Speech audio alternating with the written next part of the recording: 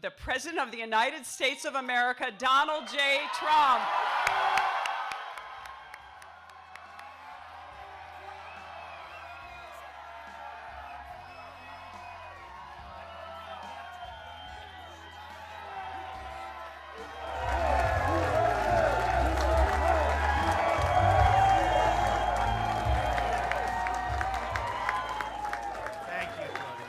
I'm here for Claudia.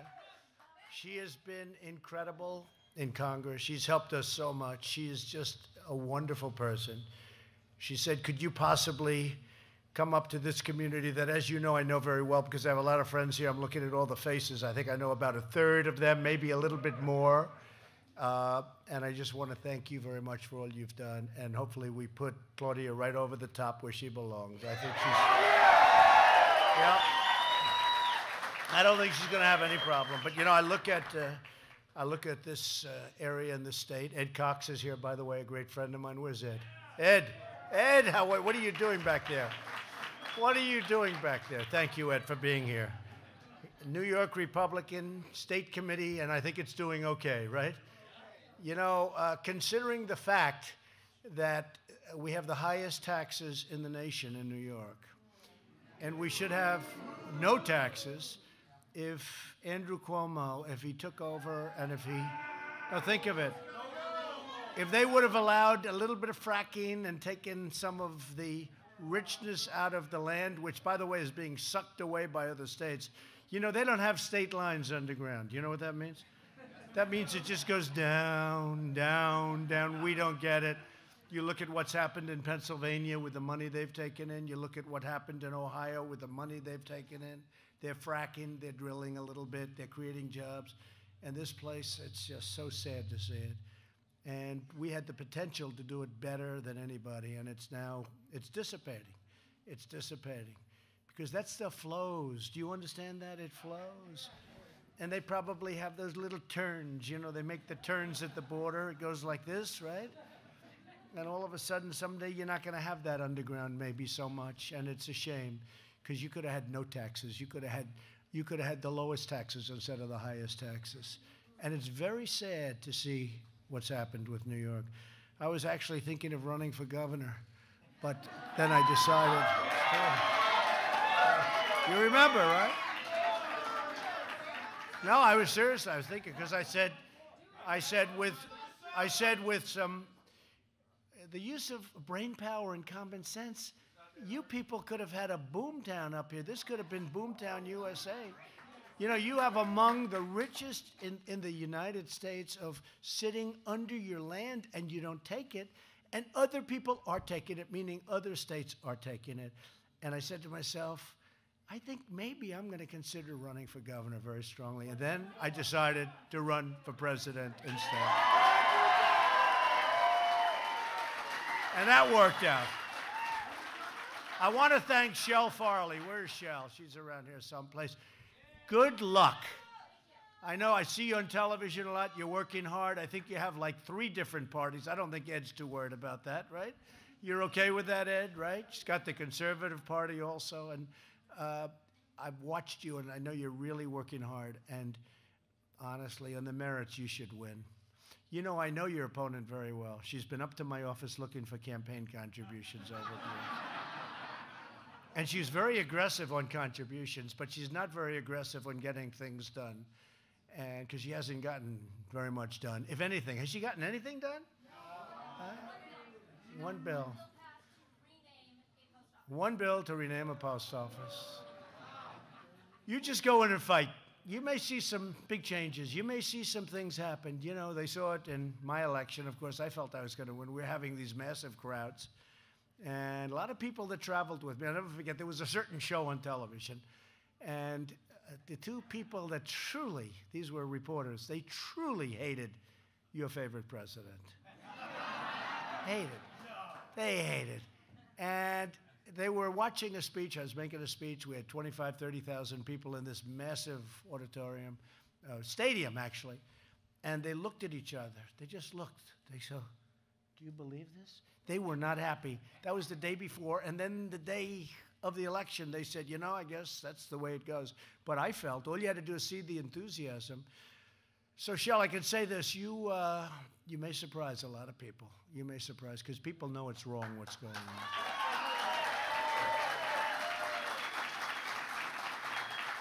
And she's just a puppet of Schumer. You know that. He put her there.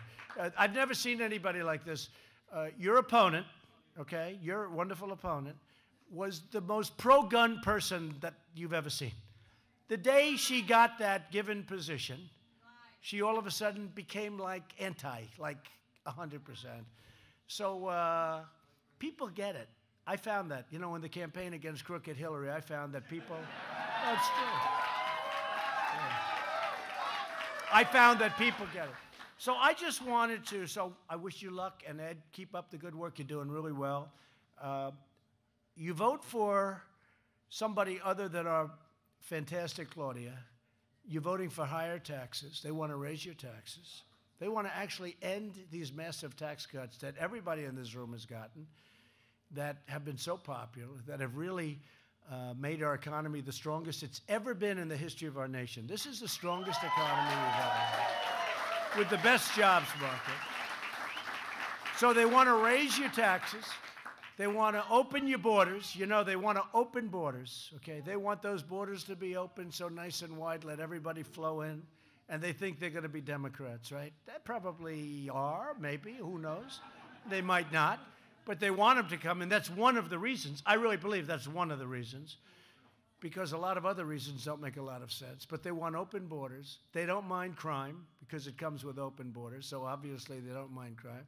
They hate ICE, because ICE, you know, is rough and tough, and that's what we need with certain kinds of people. I don't think that MS-13 fully understands the niceties of life. Do you think? No. So these people are great people. These are great people, but they're strong people. They're tough people, which is what we need. They don't like law enforcement. They don't want to take care of law enforcement. They don't take care of our military. They don't want to take care of our vets. Other than that, they're fantastic. Do you agree with that? Other than that, they're wonderful. But, and you better be careful, because you do have that big gun plant. How far is that down the road? Where is it? 1 mile down the road? Well, you better be careful, because they want to end your Second Amendment, and they're putting a big move on it. And Cuomo wants to end your Second Amendment more than anybody. Cuomo wants to take away your Second Amendment. Now, he called me and he said, I'll never run for president against you. But maybe he wants to. Oh, please do it. Please. Please. No. He did say that. He did. And maybe he means it. The one thing we know, and they do say, anybody that runs against Trump suffers. That's the way it should be. That's the way it should be. But, you know, really, we talk about Maxine Waters and Nancy Pelosi. Maxine Waters, the new face of the Democrat Party. Maxine Waters, she's a real beauty. Maxine, boy, oh boy, I watch her. Crazy Maxine. Low IQ person. Low IQ.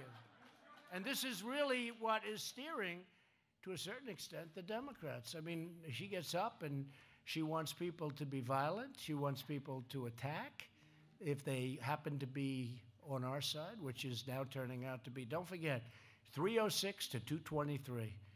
That's a big difference. 306. Remember? There is no way to 270. There is a way to 306, but not to 270. I said I kept going up to Maine, Maine, Maine. I love Maine because I needed one. And I went up to Maine 5 times. And they said, why do you do that? I said, because I believed the fake news. I said, you know, they said there's no way, but I needed one. So that's why, this is why we have to, you know, just always assume. And I ended up getting the one. I won that one that I wanted. But I didn't need the one because we got many more than the one. But I thought what I'd do is just do this a little bit different and just read out some of the things that we've accomplished, because nobody's ever accomplished like we've accomplished. And just look at this, page after page. And I've been here, right? I've been here for less than 2 years. And I can tell you, and they'll go and check it. The one thing with them, they fact check, but even their fact checking is wrong. If I'm right, or if I'm 97.3% right, they will say, he's got a Pinocchio, or he's lying. Oh, they are bad people. Look at this. 3.9 million jobs now. It's 4 million jobs created since the election, which nobody would have believed.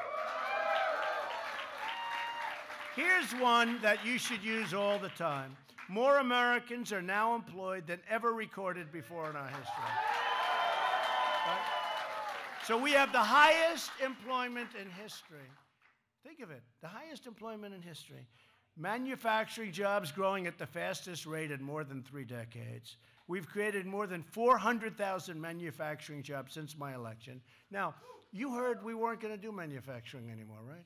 And I used to say, excuse me, I went to the Wharton School of Finance. I said, excuse me, does that mean we're not going to make things anymore? What are we going to do, buy everything like from other countries, let them have all the jobs? And those are good jobs. Those are the real great jobs. But 400,000, and that's going up to 600,000 very quickly. And that's a number that was supposed to go way down, and it's going way up. And by the way, we've brought back the steel industry. The steel industry now is one of the hottest industries. I was with 2 or 3 people that are in the steel business. I don't know where they are.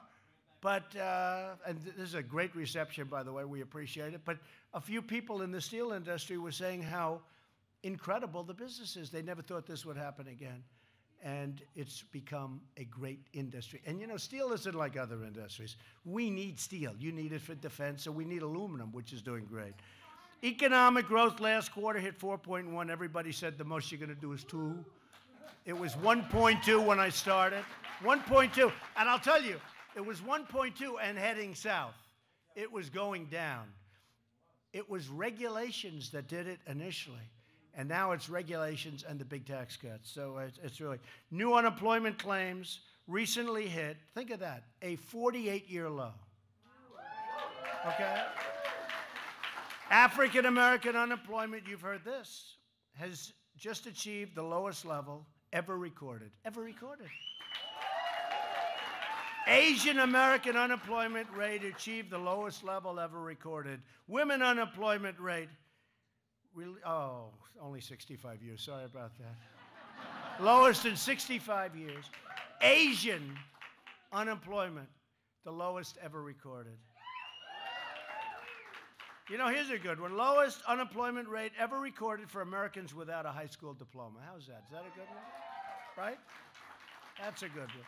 The veterans' unemployment rate reached its lowest level in more than 20 years.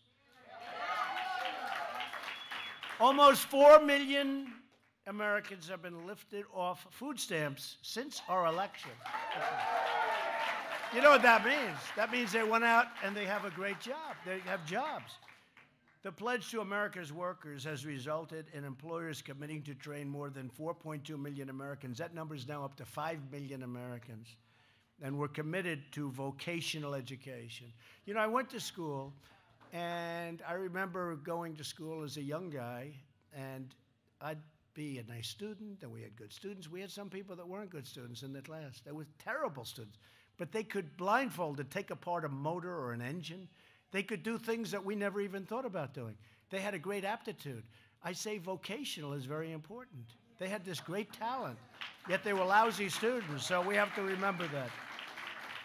95% of U.S. manufacturers are optimistic about the future. That's the highest ever recorded.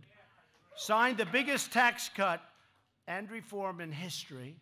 The tax cuts, $300 billion have already poured back into the United States from overseas. I think that number will end up being about $4 trillion.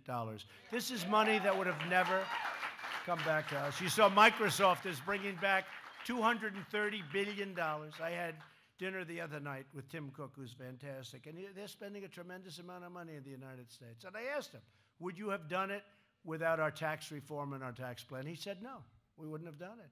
Number one, you wouldn't have been able to get the money back in. Can you believe that? You couldn't bring the money back in. That's really good stuff. You cannot bring the money back into the United States. Spend it someplace else. We helped win the bid for the 2028 Summer Olympics in Los Angeles. I helped a lot. I was called by a big Democrat politician. I don't know if he'll agree to it anymore to say. But he said to me, sir, would you take a call from the head of the Olympic Committee? I said, but I'm not president. This is when I wasn't president. He said, the president won't return his phone calls. I said, why do you say that? He said, the president will not. President Obama wouldn't return his phone calls. Would you take a call from the head of the Olympic Committee? I did. I couldn't get him off the phone. He was a really nice guy. He was so happy that somebody finally returned his phone calls. And we got the 2028 Summer Olympics. And I made that phone call was before I took office, by the way. So that was good. Helped the United States, Mexico, and Canada in our united bid toward the 2026 World Cup. That's a big deal. That's a big deal. We got Anwar, one of the largest fields in the history in anywhere in the world. One of the great energy fields anywhere in the world. That's in Alaska. They've been trying to get that long before Ronald Reagan. Nobody could get it approved. We got it approved. That's going to be one of the great energy sources. We approved the Keystone and the Dakota Access pipelines in just about week 1. They were dead. They were dead. I had dinner the other night with one of the gentlemen involved in the Dakota Access. He said, sir, we were dead. I never met him. We were dead. It was not going to happen. Now it's open. Tremendous numbers of jobs were produced in building it and everything else, and we got it started. Likewise, Keystone. I think it's going to be a total of 48,000 jobs during construction, and also environmentally better than the alternatives. Enacted regulatory relief for community banks and credit unions. They were dying. They were dying. They were being put out of business. Obamacare, we got rid of the individual mandate, which is the most unpopular aspect. I would have gotten rid of everything, but as you know, one of our wonderful senators said thumbs down at 2 o'clock in the morning. We had it all gone, but we'll get rid of it anyway. Obamacare is essentially decimated.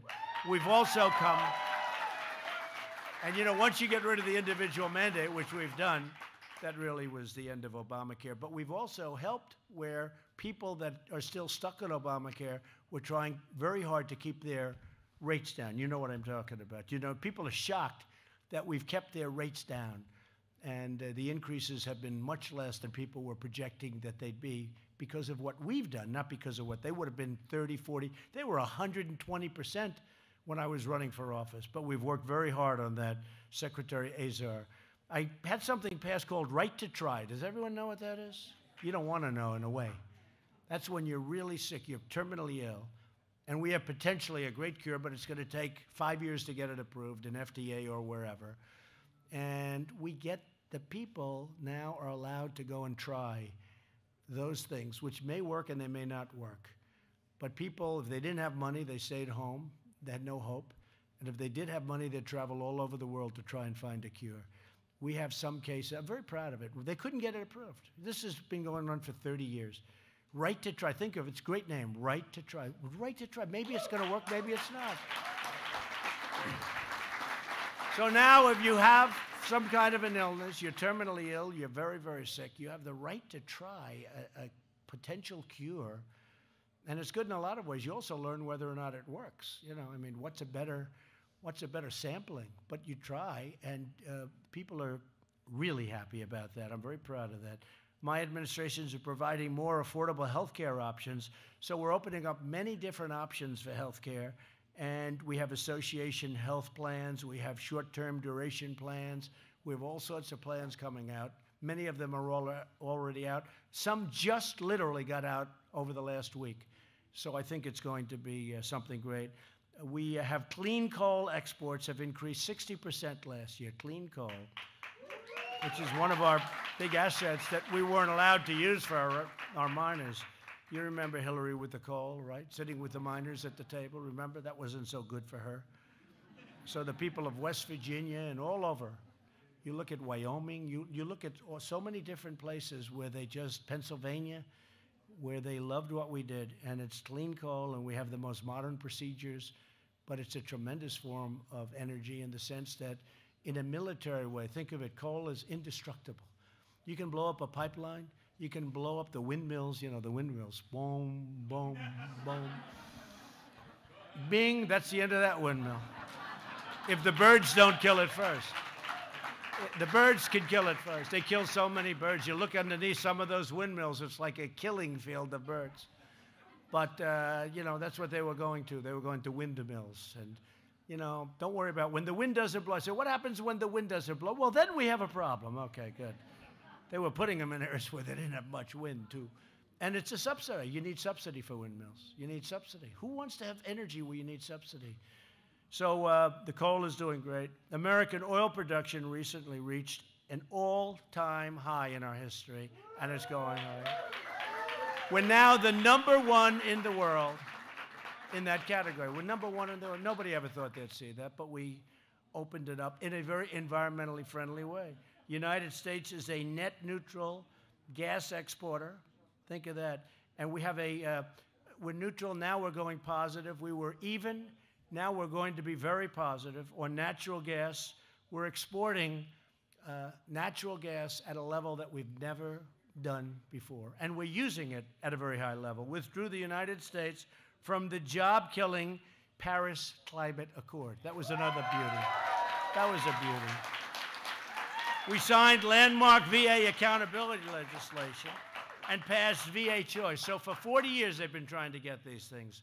Accountability and choice. Accountability is you could do anything you wanted if you worked in the VA. And choice is where they can't get a doctor. You go outside, you see a doctor, we pay the bill for our great vets. They've been trying to get that stuff for 45 and even longer, and we got it done. We secured a record $700 billion in military funding and $716 billion next year, and that's a record that I don't think it's going to be broken. I don't think we'll need to. We're rebuilding our military. And that's a lot of jobs because it's all being built here. We make the best planes in the world. We make the best military equipment in the world.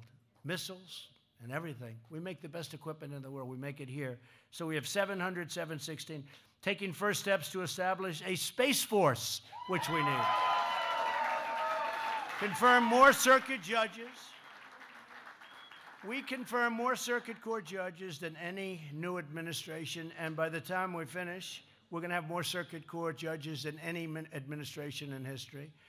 In addition, we have already confirmed Supreme Court Justice Neil Gorsuch. And we've nominated a great gentleman, Judge Brett Kavanaugh, who is doing very well. These are great people, Ed, right? Withdrew from the horrible one-sided Iran deal. Moved the U.S. Embassy to Jerusalem after promises to live. We're protecting Americans from terrorists with our travel ban that just got upheld by the Supreme Court. Right? Issued executive orders keeping open Guantanamo Bay. They wanted to close it. I want to keep it open and use it for the rest. Renegotiating disastrous trade deals and imposing tariffs on foreign steel and aluminum and, frankly, on countries that are taking advantage of us and have been for many decades. We're imposing tariffs. And by the way, they impose tariffs on us. You ever see anything like this? I'll have politicians come to me, sir, we want free trade. I said, so do I. Well, such and such a country, you're raising the tariffs. I said, yeah, but they have massive tariffs on us, 50%, in one case 100%, in some cases more than that. What would you say about that? Well, I understand that, sir, but we're now doing it to them. That's not free trade. I said, well, it's not stupid trade either, right? It's unbelievable. No, these people are unbelievable. They're unbelievable. And, you know, again, your steel guys in there, they can tell you what's going on. I see a couple of steel hats back there. But they can tell you what's going on. Well, U.S. Steel is opening up, I think, 8 plants. And Nuco and so many different companies have announced plans. Some of them brand new, some of them expansions. There's nothing like what's happening in the steel industry right now, and that's because of what we did with tariffs. They were dumping steel all over this country, dumping it. And in many cases, it was a highly inferior product, really bad stuff. You know, steel can be bad, too. And we're doing beams and we're doing structural components with bad stuff. No, we don't want that. Net exports are on track to increase by $52 billion over the next year. They don't even talk about that. That came out in the 4.1 report. To me, it was one of the great things. $52 billion from what it was. We've begun building the wall. We've spent now $3.2 billion. We've spent